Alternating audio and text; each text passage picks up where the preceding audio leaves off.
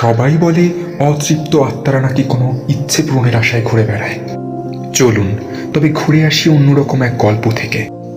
গল্পের অন্যতম প্রধান চরিত্র টিনা, যিনি চঞ্চল, যেমন পছন্দ করে তেমনি তার রহস্য সমাধান করতেও চেষ্টা করে।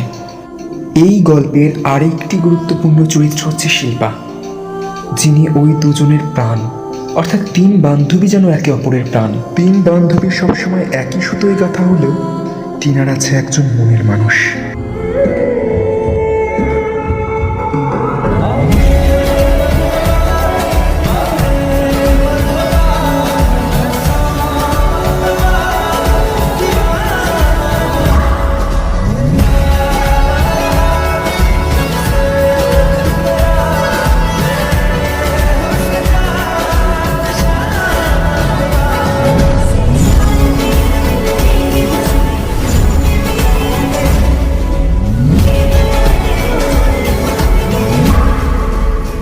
সুচন্দ্রা খুবই শান্ত স্বভাবের মেয়ে, বিশেষ করে তার প্রেমিক যখন হারিয়ে যায় তারপর থেকে। এক অজ্ঞাত কারণে তার প্রেমিক হারিয়ে গেছিল, কিন্তু মনে মনে হয়তো আজও সুচন্দ্রা তাকে ভালোবাসে।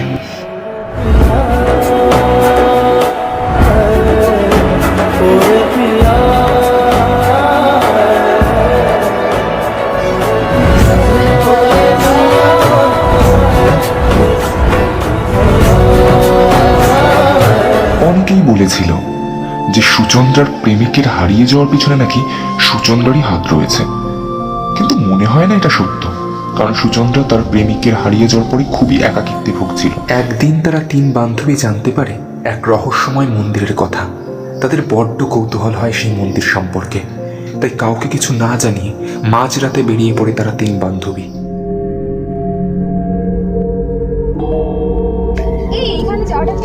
একদম যেতে পারে, বাড়ি যাবো। কেন রে? চল যাবো, চল। যে মন্দিরে মানুষ দিনের বেলায় প্রবেশ করতে ভয় পায়, সেখানে তারা তিন বান্ধবী রাত্রি বেলায় প্রবেশ করলো। মন্দিরে তাদের পা রাখার সঙ্গে সঙ্গে এক শীতল বাতাস যেন তাদের পাশ দিয়ে বয়ে গেল, আর ধীরে ধীরে ওই মন্দিরের দরজাটা আটকে গেল।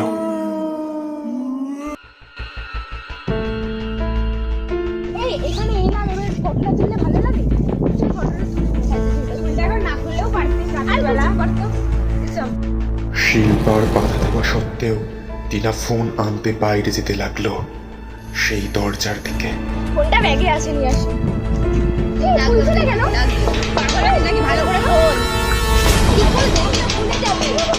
অনেক চেষ্টা সত্ত্বেও তারা মন্দিরের দরজা খুলতে পারে না। একসময় তারা ছিটকে দূরে সরে যায়, যেন কেউ তাদের পিছনে ঠেলে নিয়েছে। এত সব বিষয় হয়, এটা হাওয়াতে বন্ধ হয়ে গেছে, সামনে চ। ওকে, ঠিক আছে। সুচন্দ্রা দুই বান্ধবীকে শান্ত করার জন্য ওই কথা বললেও তার মনেও যেন ভয় জেগে উঠেছিল। কিন্তু মন্দিরের রেলিংয়ে বসেছিল এক রহস্যময় লোক।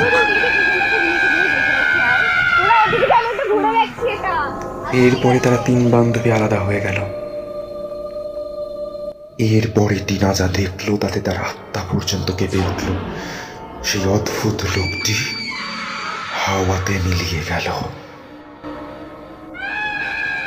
টিনা প্রচন্ড ভয় পেয়ে দৌড়াতে গেল, কিন্তু মনে হলো কেউ তার হাত টেনে ধরেছে। টিনা কিছুতেই এগোতে পারছে না, তার হাতটা কেউ শক্ত করে চেপে ধরেছে।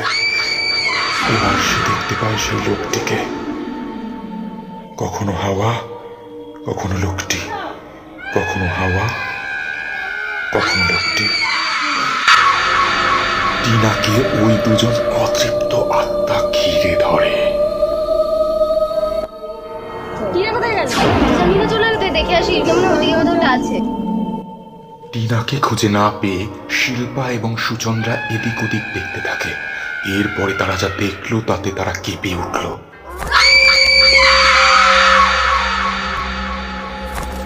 সুচন্দ্রার প্রেমিক কোনো কারণে হারিয়ে গিয়েছিল, তাই তারা মন ভালো করার জন্য এখানে এসেছিল, কিন্তু এখানে এসে এত বিপদে পড়বে তারা ভাবেনি। চলো বাড়ি যাবো, চল। তারা নিজেদেরকে বাঁচানোর জন্য টিনাকে বিপদে ফেলে দৌড়ে যায় দরজার কাছে, কিন্তু এবার অদ্ভুতভাবেই দরজাটা খুলে গেল। যাবো চল না, আপনি বেন বাঁচাচ্ছে, বাড়ি যাবো আগে নিয়ে যাই। আরে ছাড়, বাড়ি যাবো চল না। তারা প্রাণ বাঁচাতে দৌড়ায়। কিছু দূর এগিয়ে ওরা দেখতে পায় টিনা ওদের সামনে দাঁড়িয়ে। ওরা অবাক হয়ে যায়।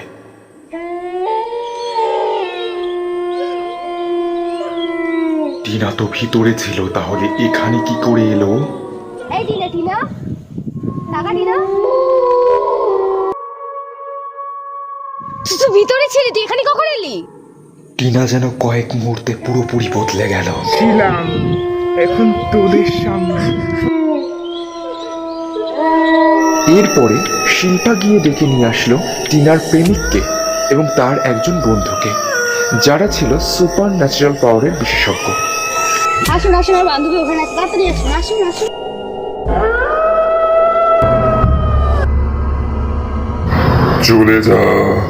চলে যা এখান থেকে। আমি কাউকে ছাড়বো না, তোদের শেষ করে দেব। এই তুই চুপ কর। এই কে তুই? চলে যা আমার সামনে থেকে, চলে যা। যদি মরতে না চাস এখান থেকে চলে যা, শেষ করে দেব আমি।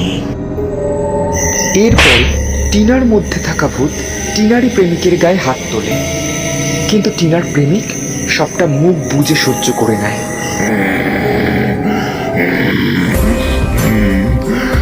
কি করছিস তুই? চলে যা, শেষ করে দেবো তোদের। চলে যা বলছি।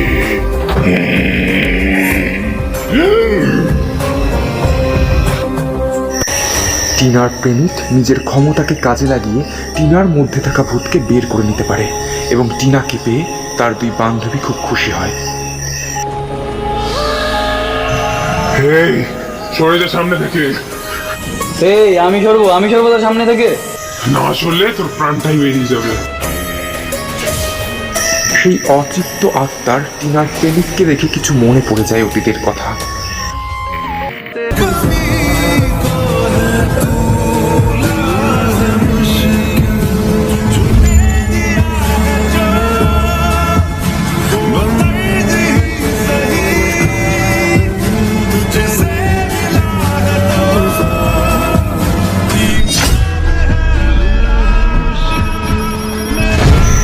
অতীতের কথা মনে পড়ার পরে সেই অতৃপ্ত আত্মা আরো হিংস্র হয়ে উঠল টিনার প্রেমিককে মারার জন্য।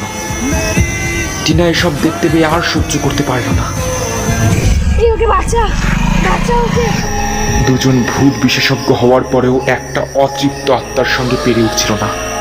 এর মধ্যে আরো একটা আত্মা হাজির হয়ে ওদের গলা আঁকড়ে ধরে। ওরা বাঁচার জন্য ছটফট করতে থাকে, কিন্তু এইবারের আত্মার মুখটা দেখার পর সবাই আঁতকে ওঠে।